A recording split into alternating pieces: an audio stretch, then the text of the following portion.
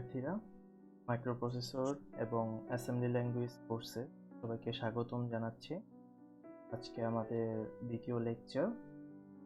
মূলত আজকে আমরা টেক্সট বুক ল্যাঙ্গুয়েজ প্রোগ্রামিং বইটির চ্যাপ্টার 1টি কভার করব। আজকের লেকচারের প্রয়োজনীয় স্লাইডটি লেসন স্লাইড তোমাদের আপলোড করে দেওয়া আছে, স্লাইডটি ডাউনলোড করে নিতে পারো। মূলত আজকে আমরা দেখব আমাদের মাইক্রো কম্পিউটার সিস্টেমের বিভিন্ন কম্পোনেন্ট সম্পর্কে। হচ্ছে আজকে আমাদের স্লাইডের একটি আউটলাইন, এই বিষয়গুলো আমরা আজকে দেখতে চাচ্ছি।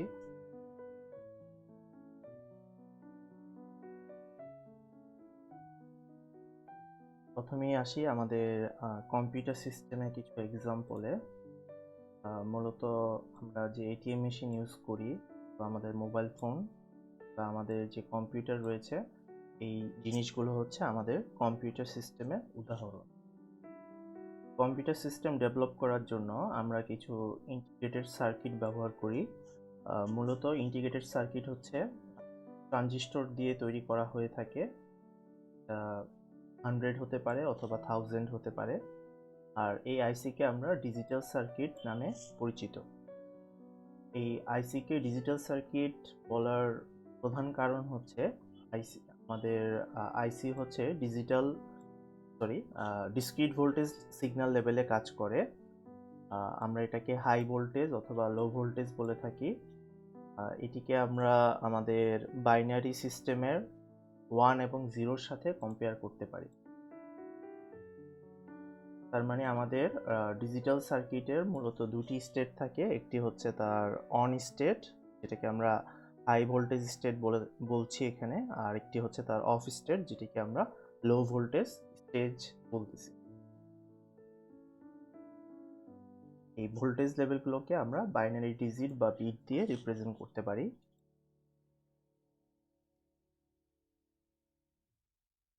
এই কম্পিউটারের অন্যতম প্রধান কম্পোনেন্ট হচ্ছে তার সিপিইউ। দুঃখিত, ইন্টারাপশন।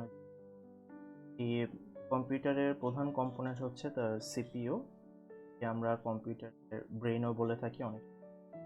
মূলত আমাদের সিপিইউ হচ্ছে কম্পিউটারের বিভিন্ন ইনস্ট্রাকশনকে এক্সিকিউট করে থাকে। সিপিইউ মূলত 4টি প্রধান কাজ করে থাকে। আমাদের 4 ধরনের ইনস্ট্রাকশন রয়েছে। সিপিইউ এই 4 ধরনের ইনস্ট্রাকশন এক্সিকিউট করে থাকে। ইনস্ট্রাকশনগুলো হচ্ছে arithmetic operation, logic operation, controlling operation আর ইনপুট আউটপুট অপারেশন। মূলত এই 4 ধরনের ইনস্ট্রাকশন এক্সিকিউট করার জন্য সিপিইউ ব্যবহার করা হয়ে থাকে। আমরা যদি একটা কম্পিউটারকে ব্লক ডায়াগ্রাম আকারে রিপ্রেজেন্ট করি, তাহলে একটা কম্পিউটারের ব্লক ডায়াগ্রামটা হবে এরকম। এখানে সিপিইউ থাকবে, যেটি হচ্ছে ইনস্ট্রাকশন এক্সিকিউশন করার কাজটি করবে। আমাদের র্যাম থাকবে অথবা সেকেন্ডারি মেমোরি থাকবে, যেখানে আমরা মূলত আমাদের ডাটা এবং কম্পিউটার প্রোগ্রাম স্টোর করে রাখব। তৃতীয়ত হচ্ছে ইনপুট আউটপুট ডিভাইস থাকবে, যার মাধ্যমে আমরা বাইরের থেকে ডাটা কম্পিউটারে দিতে পারবো অথবা কম্পিউটারের প্রসেস করা ইনফরমেশন বাহিরে আমরা দেখাতে পারবো।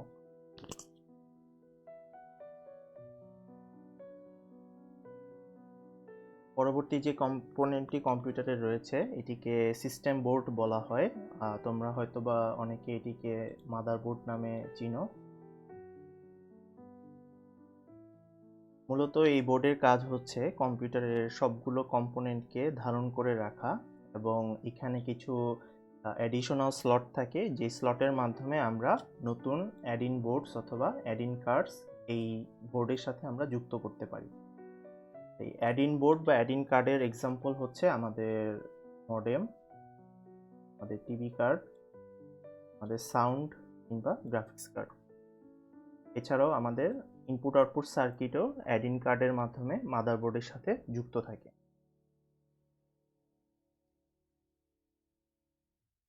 এরপরের যে প্রধান কম্পোনেন্টটি রয়েছে এই কম্পিউটারের, সেটি হচ্ছে মেমোরি। মূলত আমাদের কম্পিউটারের ইনফরমেশন স্টোর করে রাখার জন্য আমরা মেমোরিকে ইউজ করে থাকি। মেমোরিকে আমরা বাইট আকারে সাজিয়ে রাখি। 1 বাইট সমান হচ্ছে 8 বিট। তোমরা আশা করি সবাই জানো।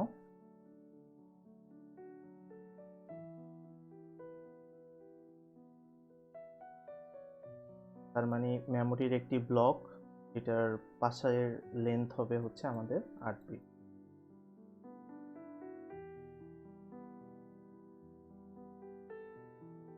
মেমোরির প্রতিটি এরকম ব্লককে আইডেন্টিফাই করার জন্য আমরা একটি নাম্বার ইউজ করি, যেটিকে বলা হয় হচ্ছে অ্যাড্রেস, এবং এই অ্যাড্রেসটি অলওয়েজ 0 থেকে শুরু হবে।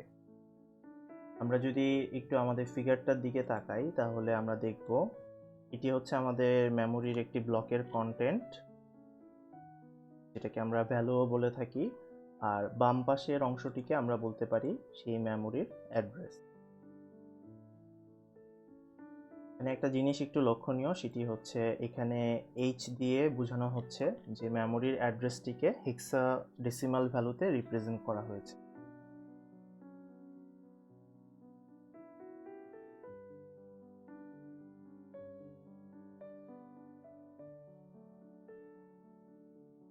নেক্সট আমরা যেটা দেখছি সেটি হচ্ছে একটি কম্পিউটারের ইনফরমেশনকে বিভিন্ন এককের মাধ্যমে রিপ্রেজেন্ট করা হয়ে থাকে। এখানে এককগুলোর এক্সাম্পল দেওয়া হয়েছে, আমি এটি তোমাদের জন্য দিয়ে দিচ্ছি। আশা করি তোমরা এটা সবাই জানো, কারণ কম্পিউটার ফান্ডামেন্টালসেও তোমাদের এই বিষয়গুলো ছিল। তুমি আশা করি বুঝতে পারছো এই মুহূর্তে যে আমরা যে ইউটিউবে বা অন্যান্য ভিডিও চ্যানেলে যে ভিডিওগুলো দেখি, এগুলো আসলে কত হিউজ ডাটাকে রিপ্রেজেন্ট করে। নর্মালি এক একটি ভিডিও তোমার 100-150 মেগাবাইটের হয়ে থাকে ইউটিউবে, নর্মাল গান বা এই টাইপের ভিডিও। 1 মেগাবাইটের জন্যই আমাদের এতগুলো বিট ডাটা লাগে রিপ্রেজেন্ট করতে। আশা করি তোমরা সবাই বুঝতে পারছো যে প্রতিদিন আমরা কি পরিমাণ হিউজ ডাটা নিয়ে প্রসেস করি এবং কি পরিমাণ হিউজ ডাটা কনজিউম করি অ্যাজ এ হিউম্যান বিং। এখানে মেমোরির অ্যাড্রেস বোঝানোর জন্য একটি সিম্পল এক্সাম্পল দেওয়া হয়েছে। বলা হয়েছে যে তোমার কাছে মনে করো 20 বিট রয়েছে, যেটি দিয়ে তুমি একটি মেমোরির অ্যাড্রেস রিপ্রেজেন্ট করতে পারো। তোমাকে জিজ্ঞেস করা হয়েছে যে এই 20 বিট দিয়ে তুমি মেমোরির কত বাইট ডাটাকে অ্যাক্সেস করতে পারবে। দ্যাট মিন্স 20 বিটে আমাদের মেমোরির কতগুলো ব্লককে রিপ্রেজেন্ট করা যাবে, এটি তোমাকে জানতে বলা হয়েছে। আমরা জানি বিট হচ্ছে বাইনারি ডিজিটের সংক্ষিপ্ত রূপ। বিট দিয়ে নর্মালি দুটি ভ্যালুকে প্রকাশ করা যায়, একটি হচ্ছে 0 অথবা 1। তাহলে একটি বিট দিয়ে আমরা সর্বোচ্চ দুটি ভ্যালুকে রিপ্রেজেন্ট করতে পারি। তাহলে সেমভাবে 20 বিট দিয়ে আমরা 2 টু দি পাওয়ার 20 এই কয়টি ডাটাকে আমরা 20 বিট দিয়ে রিপ্রেজেন্ট করতে পারি, যেটাকে রাফলি ক্যালকুলেট করলে এই ভ্যালুটা আসে। একে আমরা, যেহেতু এটা অনেক বড় ভ্যালু, আমরা এটাকে কম্পিউটারে একটু সংক্ষেপে প্রকাশ করি। নর্মালি 2 টু দি পাওয়ার 20কে কম্পিউটারে বলা হয় 1 মেগা। এবং এটা যদি আমাদের মেমোরি হয়, প্রতিটা ব্লকের লেন্থ হচ্ছে 1 বাইট। তাহলে আমরা অ্যাড্রেস পেলাম হচ্ছে 1 মেগা, এবং এই প্রতিটি অ্যাড্রেসের লেন্থ হচ্ছে 1 বাইট। এই জন্য আমাদের টোটাল মেমোরি সাইজ হবে 1 মেগাবাইট।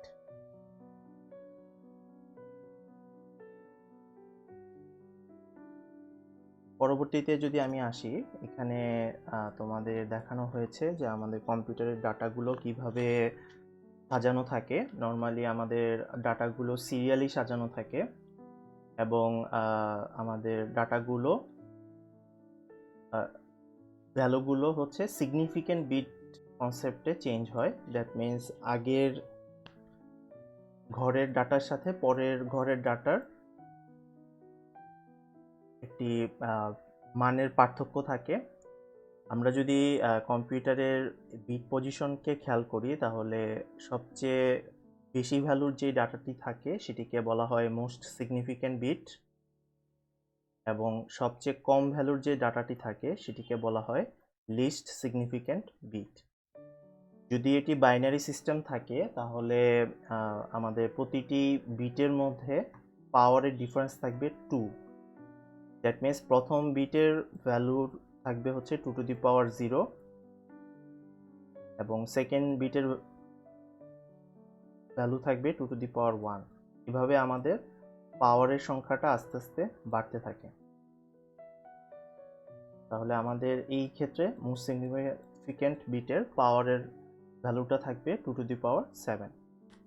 তাহলে যেহেতু এটা বাইনারি সিস্টেম সাপেক্ষে আমরা চিন্তা করতেছি, সেই ক্ষেত্রে আমাদের পাশাপাশি দুটি বিটের পাওয়ারের ডিফারেন্স হবে 2।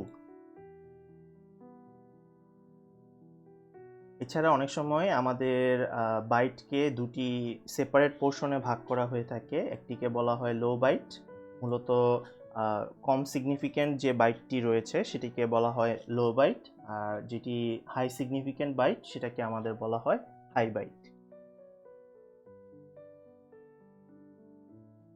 এবার আসি আমরা মেমোরি অপারেশনে। মূলত আমাদের প্রসেসরে মেমোরি দুটি অপারেশন পারফর্ম করতে পারে, এটি আইদার রিড অপারেশন অথবা রাইট অপারেশন। যখন রিড অপারেশন পারফর্ম করে তখন প্রসেসর আমাদের অরিজিনাল ডাটার একটি কপি পায়, যার কারণে আমাদের অরিজিনাল ডাটার লোকেশনের ডাটার কোনো চেঞ্জ হয়নি, সেটি আনচেঞ্জড অবস্থায় থেকে যায়। কিন্তু রাইট অপারেশনের ক্ষেত্রে আমরা নতুন লোকেশনে নতুন ডাটা রাইট করে থাকি, যার ফলে আমাদের পুরনো ডাটাটা সবসময় হারিয়ে যাবে রাইট অপারেশনের ক্ষেত্রে। কিন্তু রিড অপারেশনের ক্ষেত্রে আমাদের আগের ডাটার কোনো চেঞ্জ হবে না। আমরা জানি যে মেমোরি মূলত দুই ধরনের হয়ে থাকে, একটিকে আমরা বলি র্যাম বা র্যান্ডম অ্যাক্সেস মেমোরি, আরেকটিকে আমরা বলে থাকি রম বা রিড অনলি মেমোরি। এই দুটি মেমোরির মূলত প্রধান পার্থক্য হচ্ছে র্যাম বা র্যান্ডম অ্যাক্সেস মেমোরির ক্ষেত্রে আমরা ডাটা রিড বা রাইট দুটি করতে পারি, আর রমের ক্ষেত্রে আমরা শুধুমাত্র ডাটা রিড করতে পারি। দ্বিতীয় আরেকটি পার্থক্য রয়েছে, সেটি হচ্ছে র্যামের ডাটাটি নর্মালি বৈদ্যুতিক সংযোগ চলে গেলে, দ্যাট মিনস আমাদের পাওয়ার সাপ্লাই বন্ধ হয়ে যাওয়ার সাথে সাথে ডাটাটি মুছে যায়। অন্যদিকে রমের ডাটাটি আমাদের পাওয়ার সাপ্লাই বা আমাদের ইলেকট্রিসিটি চলে যাওয়ার পরও ডাটাটি রিটেন করা যায় অথবা ডাটাটি থেকে যায় আমাদের কম্পিউটারে।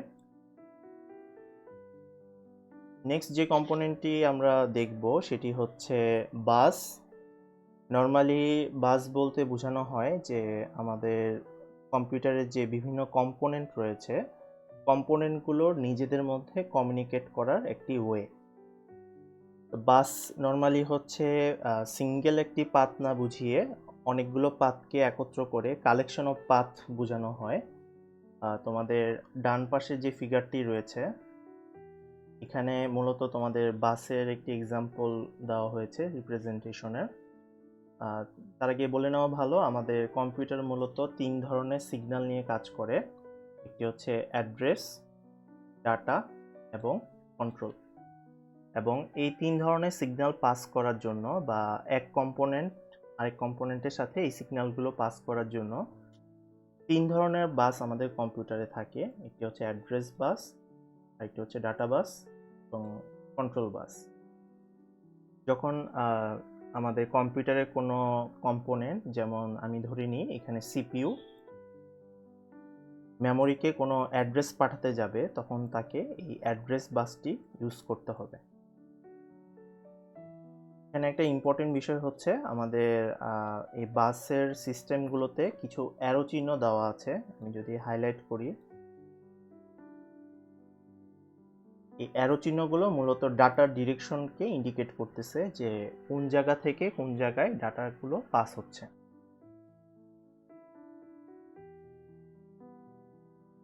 নেক্সট হচ্ছে আইও পোর্ট। মূলত আমাদের কম্পিউটারের সাথে ইনপুট আউটপুট ডিভাইসকে কানেক্ট করা হয় কিছু ইনপুট আউটপুট পোর্টের মাধ্যমে। ইনপুট আউটপুট পোর্টগুলো দুই ধরনের হয়ে থাকে, একটিকে বলা হচ্ছে সিরিয়াল পোর্ট আর একটিকে বলা হচ্ছে প্যারালাল পোর্ট। এই দুই ধরনের পোর্টের মধ্যে প্রধান পার্থক্য হচ্ছে সিরিয়াল পোর্ট এক বিট করে ডাটা একসাথে প্রসেস করে বা ট্রান্সফার করে, এবং প্যারালাল পোর্টের ক্ষেত্রে সেটি 8 বিট অথবা 16 বিট হয়ে থাকে। নর্মালি আমাদের যে স্লো ডিভাইস রয়েছে, যেমন আমাদের কিবোর্ড, এই ধরনের ডিভাইসগুলোকে আমরা সিরিয়াল পোর্টের মাধ্যমে কানেক্ট করে থাকি। আর আমাদের যে ফাস্ট ডিভাইস রয়েছে, যেমন আমাদের হার্ড ডিস্ক ড্রাইভ বা ডিস্ক ড্রাইভ, এই ধরনের ডিভাইসকে আমরা প্যারালাল পোর্টের মাধ্যমে কানেক্ট করে থাকি। ব্যতিক্রম হচ্ছে আমাদের প্রিন্টারকে আমরা হয় সিরিয়াল পোর্ট অথবা প্যারালাল পোর্টের মাধ্যমে কানেক্ট করতে পারি। যে কোনোটার মাধ্যমেই প্রিন্টারকে কানেক্ট করা সম্ভব। এবার আসি আমাদের কম্পিউটারে কিভাবে একটা ইনস্ট্রাকশন এক্সিকিউট করে। মূলত এই জিনিসটিকে বলা হয় ফেচ এক্সিকিউট সাইকেল। আমরা সবাই মনে হয় জানি যে কম্পিউটারে ইনস্ট্রাকশনকে মূলত দুটি ভাগে ভাগ করা যায়। যখন আমি কোনো একটা ইনস্ট্রাকশন কম্পিউটারকে দিই, তার মূলত দুটি প্রধান পার্ট থাকে। একটা পোর্শন থাকে যেটাকে আমরা বলি অপকোড, যেটি নির্দেশ করে যে এই ইনস্ট্রাকশনে কোন অপারেশন পারফর্ম করতে বলা হয়েছে। আর আরেকটি পোর্শন থাকে যেটিকে বলা হয় অপারেন্ট। এই পোর্শনটি মূলত মেমোরির একটি অ্যাড্রেস আমাদেরকে ডিনোট করে, যেখান থেকে আমাদেরকে ইনস্ট্রাকশনের জন্য ডাটা ফেচ করে নিয়ে আসতে হবে। মূলত আমাদের এই ইনস্ট্রাকশন এক্সিকিউশন দুটি সাইকেলে কমপ্লিট হয়। প্রথম সাইকেলটি হচ্ছে ফেচ সাইকেল, পরের সাইকেলটি হচ্ছে এক্সিকিউট সাইকেল। ফেচ সাইকেলে আমাদের মূলত তিনটি কাজ পারফর্ম করতে হয়। প্রথমত হচ্ছে কোনো ইনস্ট্রাকশনকে মেমোরি থেকে নিয়ে আসা, যেটি আমরা এক্সিকিউট করব। দ্বিতীয়ত ইনস্ট্রাকশনটাকে ডিকোড করা। আমাদের বিভিন্ন ধরনের ইনস্ট্রাকশন আমরা পারফর্ম করতে পারি, যেমন যদি অ্যারিথমেটিক ওয়েতে চিন্তা করি, তাহলে আমরা যোগ বিয়োগ গুণ ভাগ এই চারটার যে কোনো অপারেশন পারফর্ম করতে পারি। এখন আমার ইনস্ট্রাকশনে কোন অপারেশনটি পারফর্ম করতে বলা হয়েছে সেটি ডিটারমাইন করাকে আমরা বলতেছি ডিকোড করা ইনস্ট্রাকশন। ডিকোড করার পর আমাদের পরবর্তী কাজ হচ্ছে, যদি আমাদের কোনো ডাটা মেমোরি থেকে নিয়ে আসতে হয়, যেটি আমাদের অপারেন্ট পোর্শনে বলে দেওয়া থাকে ইনস্ট্রাকশনের, সেই ডাটাটা মেমোরি থেকে ফেচ করে নিয়ে আসা। মূলত এই তিনটি কাজ করলে আমাদের ফেচ সাইকেল কমপ্লিট হয়ে যায়। সেকেন্ড যেটা আমাদের থাকে সেটাকে আমরা বলি হচ্ছে এক্সিকিউট সাইকেল। মূলত ডাটার যে অপারেশনটি পারফর্ম করতে বলা হয়েছে, সেই অপারেশনটি পারফর্ম করা হচ্ছে এক্সিকিউট সাইকেলের প্রধান কাজ। এবং এক্সিকিউট সাইকেল আরেকটি কাজ করে, সেটি হচ্ছে আমাদের যে অপারেশনটি আমরা পারফর্ম করলাম তার রেজাল্টটিকে মেমোরিতে স্টোর করে রাখে। মূলত এটি হচ্ছে আমাদের একটা ইনস্ট্রাকশন এক্সিকিউশন করার ওয়ে। নেক্সট আমরা যে জিনিসটি দেখব সেটি হচ্ছে ইনপুট আউটপুট ডিভাইস। মূলত আমাদের কম্পিউটারকে বাইরের ওয়ার্ল্ডের সাথে কমিউনিকেট করার জন্য আমরা ইনপুট আউটপুট ডিভাইস ইউজ করে থাকি। ইনপুট ডিভাইসের মাধ্যমে আমরা বাইরের ওয়ার্ল্ড থেকে ডাটা কম্পিউটারকে ইনপুট দিয়ে থাকি, আর আউটপুট ডিভাইসের মাধ্যমে আমাদের কম্পিউটারের ডাটাকে বাইরের ওয়ার্ল্ডে আমরা শো করে থাকি। এখানে আমাদের কিছু ইনপুট আউটপুট ডিভাইসের এক্সাম্পল দেওয়া হয়েছে। মূলত এই ডিভাইসগুলো হয় আইদার ইনপুট ডিভাইস হয় অথবা আউটপুট ডিভাইস হয়। কিছু ব্যতিক্রম থাকতে পারে, যেমন আমাদের এখানে হচ্ছে টাচ স্ক্রিন, সে একই সাথে ইনপুট ডিভাইস হিসেবেও কাজ করে অথবা আউটপুট ডিভাইস হিসেবেও কাজ করে। এবার আসি আমাদের কম্পিউটারের প্রোগ্রামিং ল্যাঙ্গুয়েজের সেকশনে। আমরা প্রোগ্রামিং ল্যাঙ্গুয়েজকে রাফলি তিনটি ভাগে ভাগ করতে পারি। এটি হচ্ছে আমাদের মেশিন ল্যাঙ্গুয়েজ, যেটি হচ্ছে আমাদের বাইনারি বিটের মাধ্যমে রিপ্রেজেন্ট করা হয়ে থাকে, এবং out of the box computer সরাসরি মেশিন ল্যাঙ্গুয়েজকে এক্সিকিউট করতে পারে কোনো ধরনের মডিফিকেশন ছাড়াই। সেকেন্ড আমাদের যে ল্যাঙ্গুয়েজ রয়েছে প্রোগ্রামিং ল্যাঙ্গুয়েজ, সেটি হচ্ছে অ্যাসেম্বলি ল্যাঙ্গুয়েজ। মূলত এটি মেশিন ল্যাঙ্গুয়েজ থেকে একটু হাই অ্যাবস্ট্রাকশন লেভেলের ল্যাঙ্গুয়েজ, তুলনামূলক সহজে আমরা বুঝতে পারি মেশিন ল্যাঙ্গুয়েজের তুলনায়। কিন্তু এর ডিসঅ্যাডভান্টেজটি হচ্ছে আমাদের সরাসরি অ্যাসেম্বলি ল্যাঙ্গুয়েজকে কম্পিউটারে রান করানো যায় না, আমাদের অ্যাসেম্বলি ল্যাঙ্গুয়েজটিকে মেশিন ল্যাঙ্গুয়েজে কনভার্ট করে নিতে হয়। মূলত আমাদের একটি অ্যাসেম্বলার থাকে, যে অ্যাসেম্বলার এই কাজটি করে থাকে। তৃতীয় আমাদের যে ল্যাঙ্গুয়েজ রয়েছে টাইপ, সেটি হচ্ছে হাই লেভেল ল্যাঙ্গুয়েজ। মূলত এই ধরনের ল্যাঙ্গুয়েজ আমাদের হিউম্যান ল্যাঙ্গুয়েজ বা ন্যাচারাল ল্যাঙ্গুয়েজের কাছাকাছি, যার কারণে আমরা খুব ইজিলি এই ল্যাঙ্গুয়েজে বুঝতে পারি এবং এটি খুব সহজে আমরা লিখতে পারি। এই ধরনের ল্যাঙ্গুয়েজের এক্সাম্পল হচ্ছে C, C plus plus, Java, যেগুলো আমরা দৈনন্দিন কাজে নর্মালি ইউজ করে থাকি। আর এই ধরনের ল্যাঙ্গুয়েজকে কম্পিউটার এক্সিকিউট করতে হলে একটা কম্পাইলারের প্রয়োজন হয়, যেটি হচ্ছে এই হাই লেভেল ল্যাঙ্গুয়েজকে আমাদের মেশিন লেভেল ল্যাঙ্গুয়েজে কনভার্ট করে দেয়।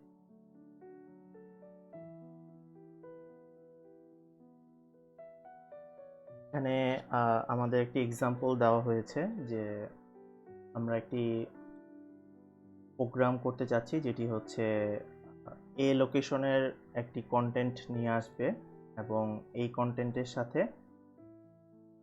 4 যোগ করে এ লোকেশনেই ডাটাটি সেভ করে রাখবে। আমরা যদি একটু খেয়াল করি, বাম পাশে হচ্ছে আমাদেরকে মেশিন ল্যাঙ্গুয়েজের কোডটি দেওয়া আছে এবং ডান পাশে হচ্ছে করসপন্ডিং অ্যাসেম্বলি ল্যাঙ্গুয়েজের কোডটি দেওয়া আছে।